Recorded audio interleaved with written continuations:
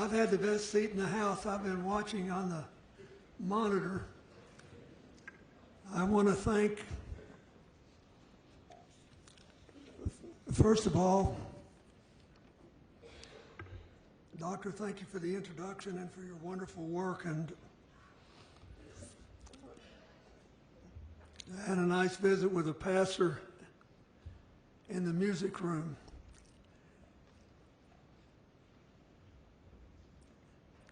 And thank you, Mayor Mayor Holt and Governor Keating.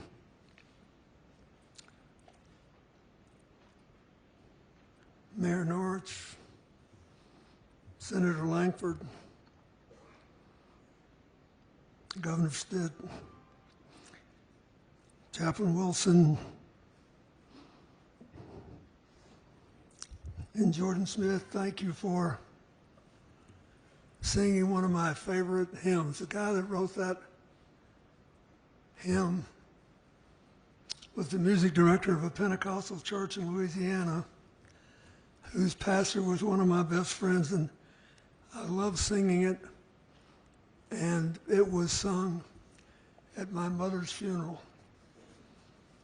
So this has been very moving for me, listening to all of you and remembering. 30 years ago, I thought I was going to have a very different day when I woke up. I went jogging with the winners of the Boston Marathon, giving me the illusion, and an illusion it was, that I was somehow pretty fit. And then I got back to the White House and the devastating news. That truck bomb, as you all know better than I, claimed 168 lives. 19 of them were little children in the building's daycare center. I always like to start with that when I talk to people, because a lot of times fanatic will tell you, I'm sorry this, that, or the other thing had to happen, but you know, there has to be collateral damage sometimes to make a statement. I never have heard anybody say that who had to live with the damage.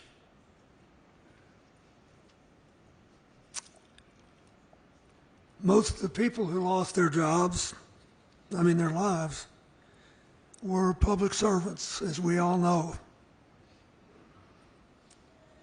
They got amazing coverage after this happened about what they did every day as a matter of choice, showing up for work, to do business for the American people. They help veterans and farmers and the elderly and disabled. And they help to keep our country safe. One of the Secret Service agents, Al Witcher, who lost his life, was a member of my detail. And he left me. And he was very popular and very good at what he did. But he had a family. And he said, you know what, you travel too much. I want to be home more. And Oklahoma City would be a good place to raise my kids.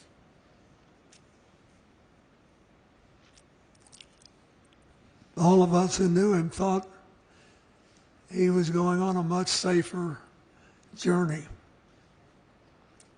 which shows you how little any of us can know about what tomorrow will bring.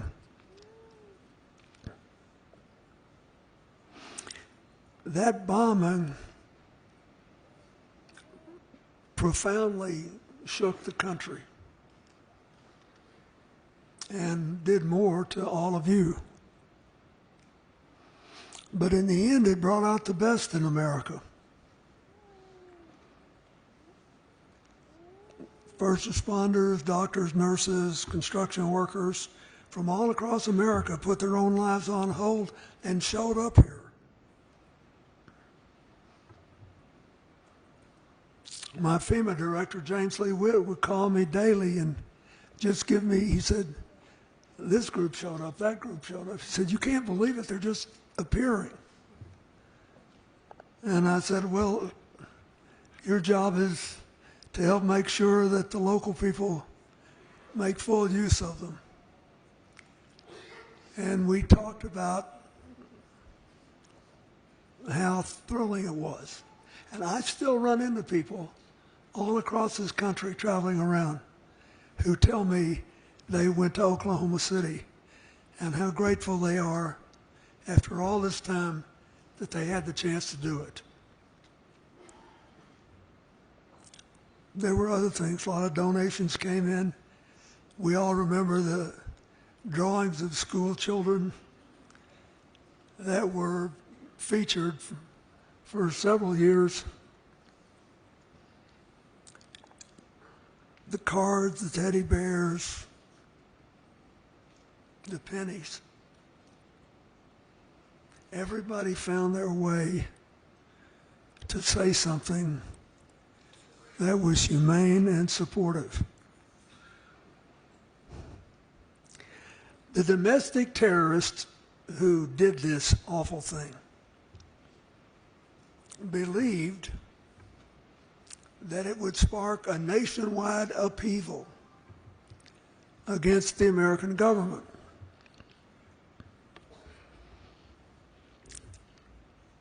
And would eventually destroy our government and our democracy and our way of life. Instead, you gave them, as the mayor said so eloquently, the Oklahoma Standard.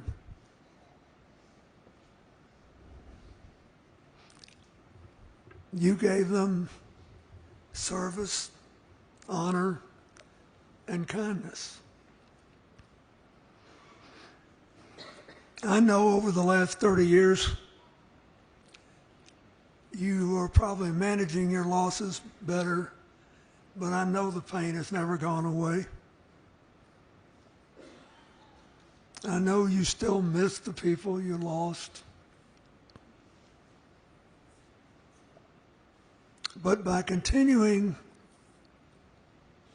to love them and honor them and working to rebuild your own lives and the lives of this community, you've gone a long way to redeem the lives they were not able to live.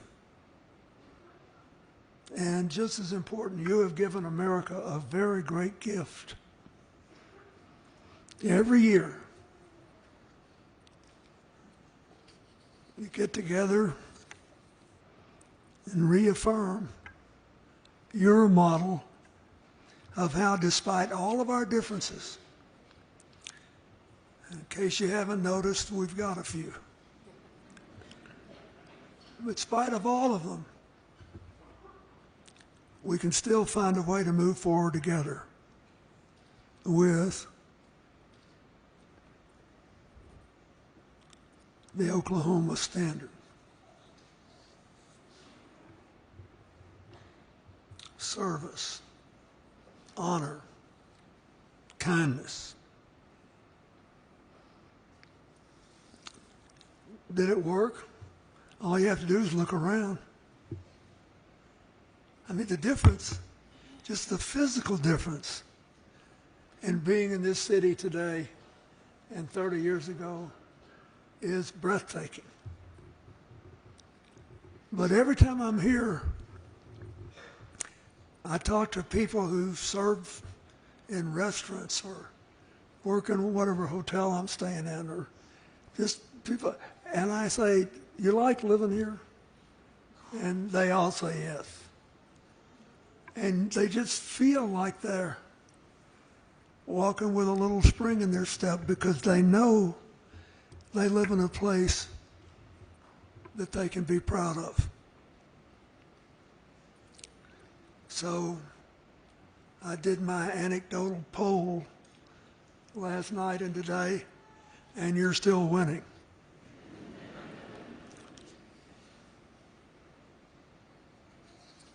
I think this is important.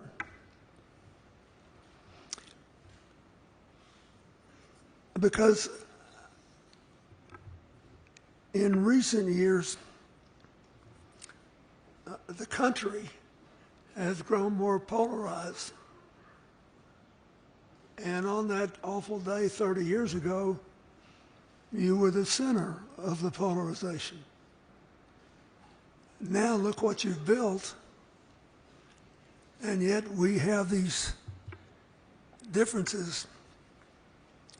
And it seems to me, I listen to this a lot because I'm old and I can't run for anything anymore.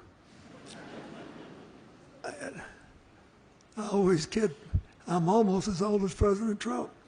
but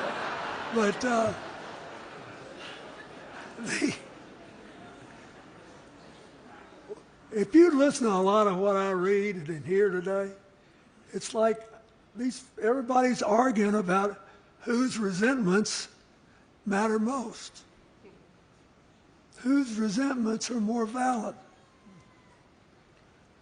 When is it okay to stretch the truth a little bit to increase your advantage?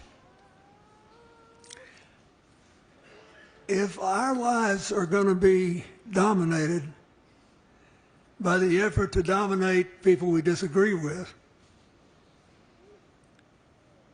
we're going to put the 250-year-old march toward a more perfect union at risk. None of us would ever get much done. Believe me, we've all got something to be mad about. Something legitimate to be mad about. You made a different decision. So my advice to America today is that we were there for you when you needed us. America needs you, and America needs the Oklahoma Standard. And if we all lived by it, we'd be a lot better off.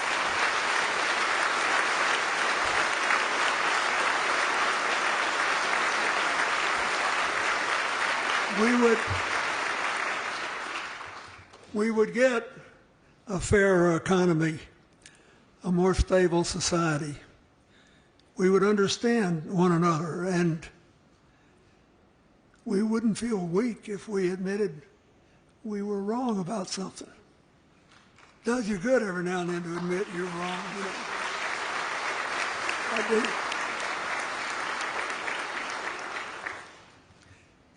This church would be out of business if nobody ever did anything wrong.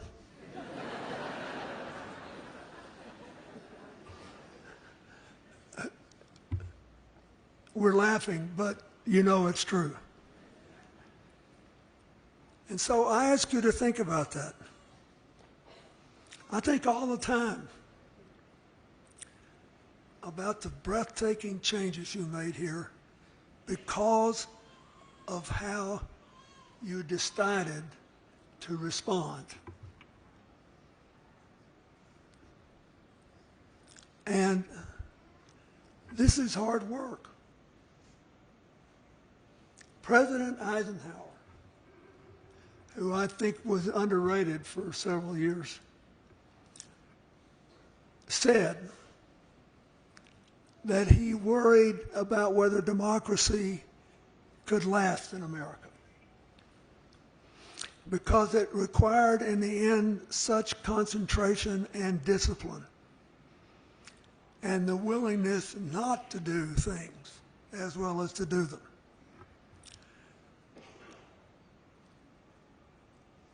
But when we come here, because you lost so much, you were able to feel what you could do to make it better, to make it different, to really build something instead of just keep tearing down. And you have done it, and it's breathtaking. And I came here today in part just to say to the rest of the country, look at this. This is what you get with service and honor and kindness put together. And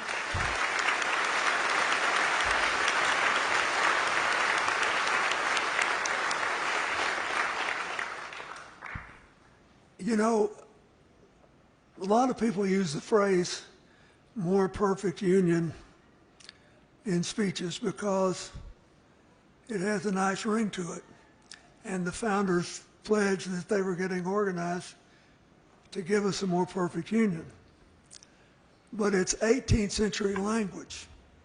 The modern meaning is, hey folks, let's face it, we are not perfect. And we are never going to be perfect.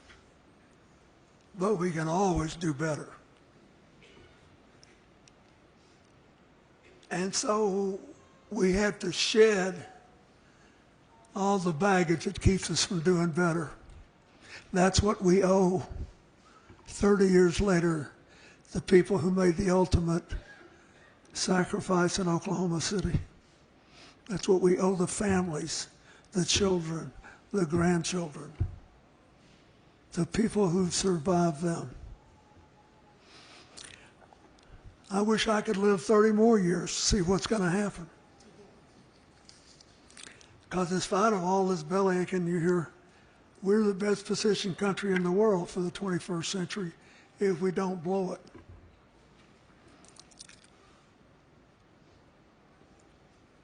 If we don't forget how you got from 30 years ago to today. And it is true that I still remember as if it were 30 minutes ago coming here with Hillary to that memorial service and saying, you have lost too much, but you have not lost everything. You have certainly not lost America, and we will be with you for as many tomorrows as it takes. I do think we kept that commitment. Lord knows we tried. But today, Oklahoma City, America needs you. I wish to goodness every American could just see life unfold here. Hear these stories. Listen, you know, I love sitting backstage and listening to Frank Keating. I wondered if he missed his calling, if he should have been a preacher, but at the time he was a good Catholic boy and there wasn't a big space for him. Yeah.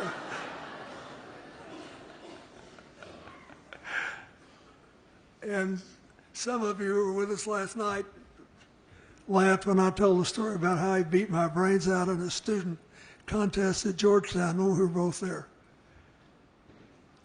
It's important not to forget that we all do our best to find our way through life. None of us will be right all the time. And here we are, the day before Easter. I want to say just one thing about this. In St. Paul's famous letter to the Corinthians, where he describes what love is, which is often read at marriages, weddings, wrongly, because the word for love is agape, which means love of your fellow human being. And we all memorize as kids, all of us who are Christians, now by faith, hope, and love, which was charity in the old editions of the Bible, but the greatest of these is love. How could love be even greater than faith? Because of the nature of human life.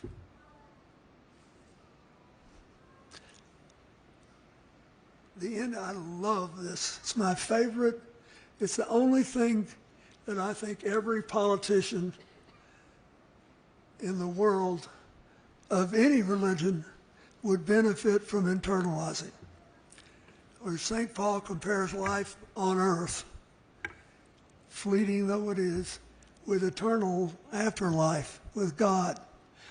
And he says, now we see through a glass darkly, but then face to face.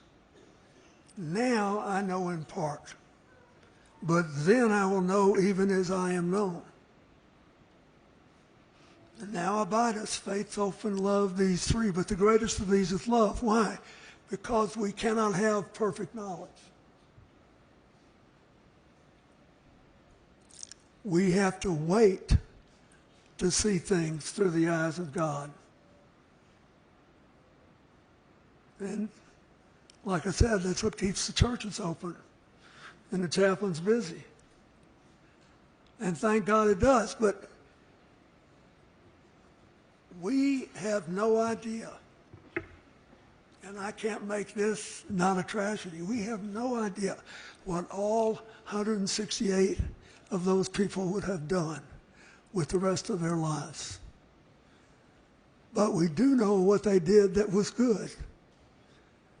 We know the love that they generated, which was worthy. And you made a choice to live by what you call now the Oklahoma Standard. It is perfectly consistent with the commands of the Scripture. Perfectly appropriate for tomorrow being Easter. And perfectly fit